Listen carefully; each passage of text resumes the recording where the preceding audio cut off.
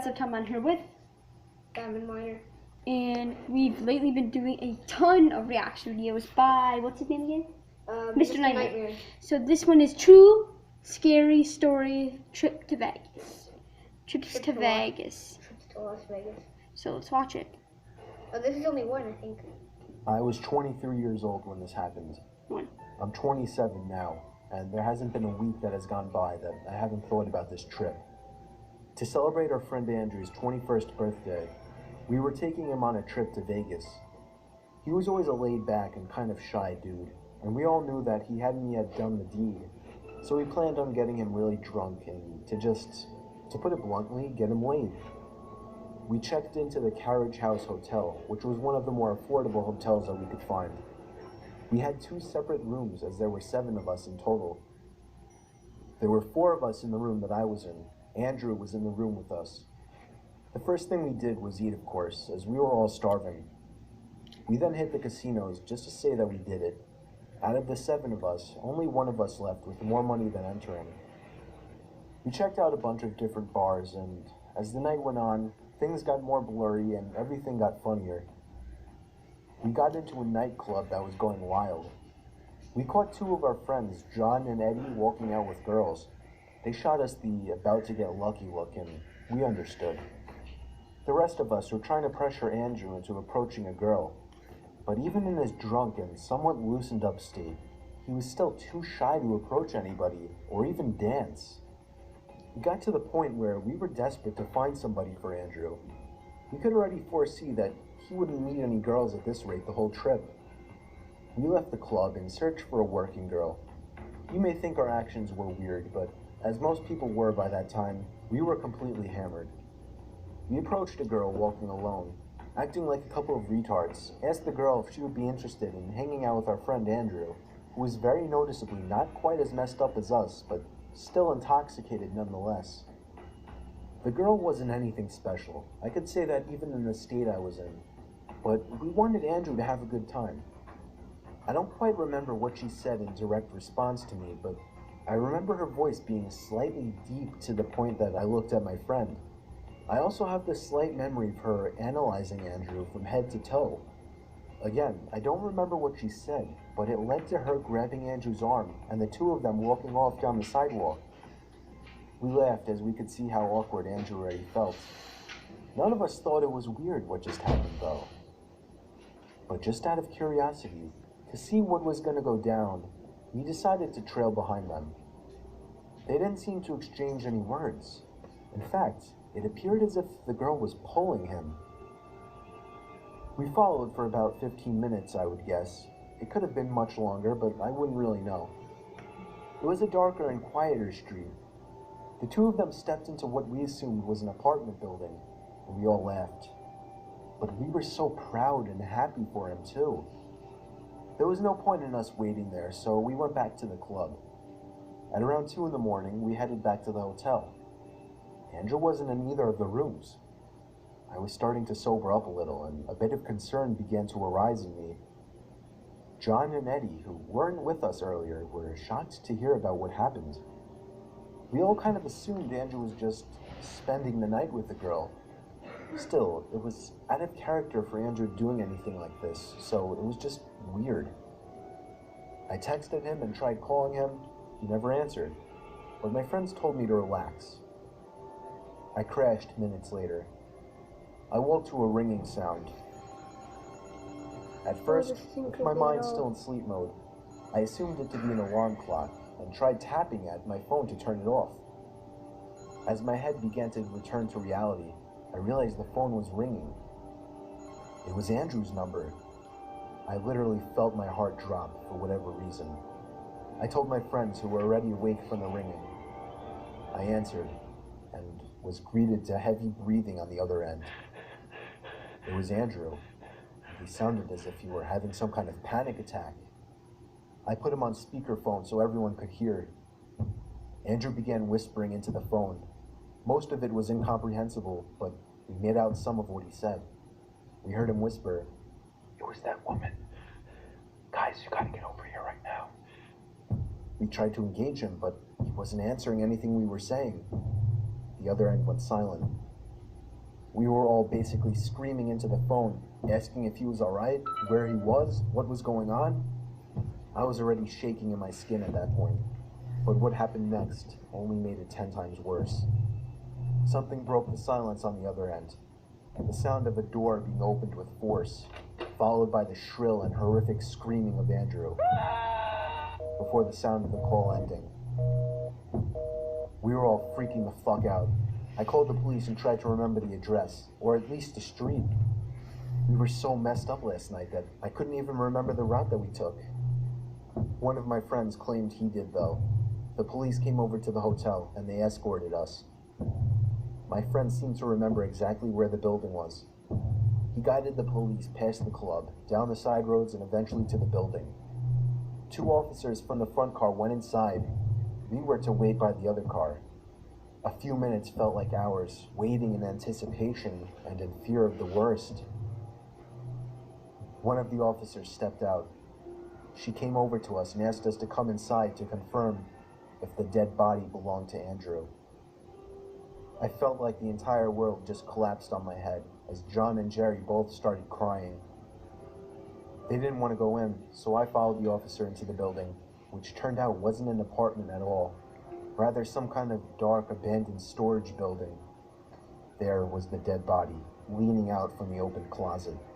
The emotionless face, mouth lifelessly hung open, staring up at the ceiling. It was horrible, but it wasn't Andrew. I knew it right away. The most noticeable feature, this boy had blonde hair, while Andrew had black hair. The officers had already scoped the whole place out, so they didn't know what to do. I took a look in the closet that I had a feeling Andrew was hiding in. Nothing. Not even his cell phone. We all did our best to forget about it, but a little more than a month later, I got a phone call during the middle of the night once again. I picked up. There was a bad reception and nobody was saying anything.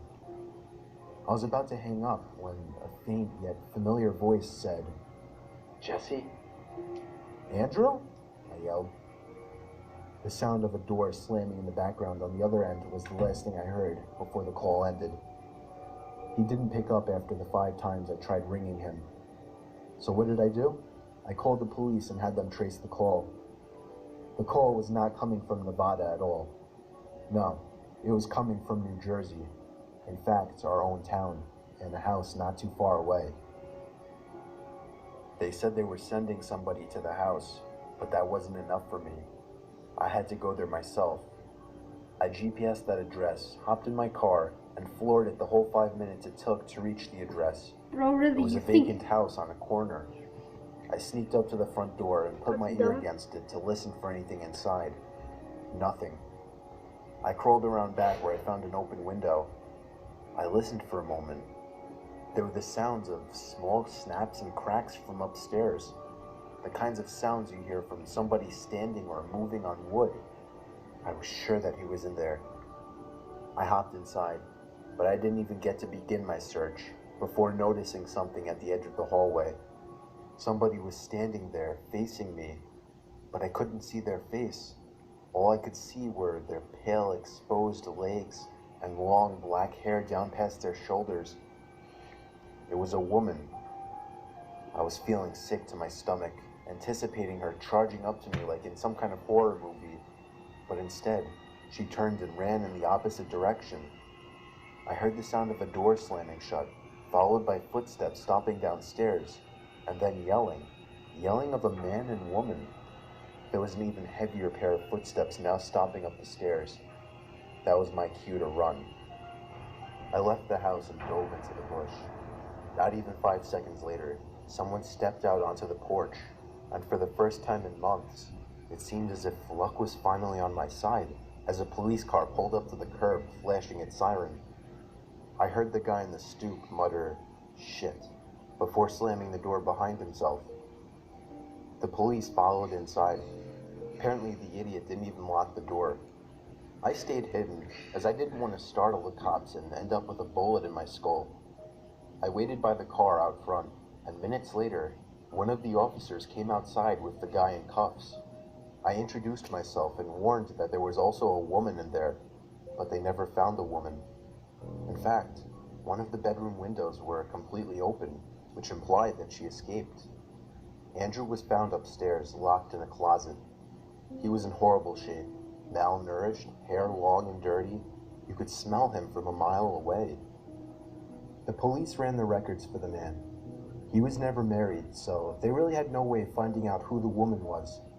He even claimed that he had only known her for a day. Nothing made sense, and it still doesn't. Andrew admitted that he was raped, beaten, and hardly fed. I can't even imagine admitting something like that to someone. The girl that originally escorted him to that building was only there to collect payment from what he described as the operators. For some reason, they forced Andrew to give them his hometown and addresses of everyone that was with him that night, which explained why they were in our town, but not actually why they were in our town. Like, what their intentions were. To kill us? To add us to whatever kind of sex slave operation they were running? I'm the only person he's told out of our group of friends, and whenever somebody asked about it, I just said I don't know what happened. Things were finally starting to look up, when a few days later, I got a text message from a random number one late night, saying, "Fuck you." Whoever it was blocked me, as I couldn't respond, so I just blocked them back. It happened again the next week, and then the next month. Sure, I had the idea that it had something to do with the incident, but I had no idea it would be taken as far as it was. I woke up one night with a hint of brightness in my room. There was light from outside, in the backyard, shining ever so slightly through the closed blinds. It wasn't sunlight. It was the backyard porch light. I could see a shadow moving in front of the blinds. Somebody was definitely out there. I couldn't really see out of the crack at the bottom of the blind, so I inched it up ever so slightly. There was somebody standing by the window, looking right at me, as if they were waiting for me. But they were gone before I could even think about grabbing my phone to get a picture of them. I strongly believe it was that woman I saw in the house. That was the last time I saw or heard from anyone involved in this shit. Nothing of this whole situation has made a single ounce of sense, even with the best explanation Andrew could give me. I don't see a point in getting into how Andrew and everyone else is doing, as it's nothing interesting. The only thing I can say is I'm waiting for the next time I see any of these animals, and I'll be ready to call the police or take them on myself.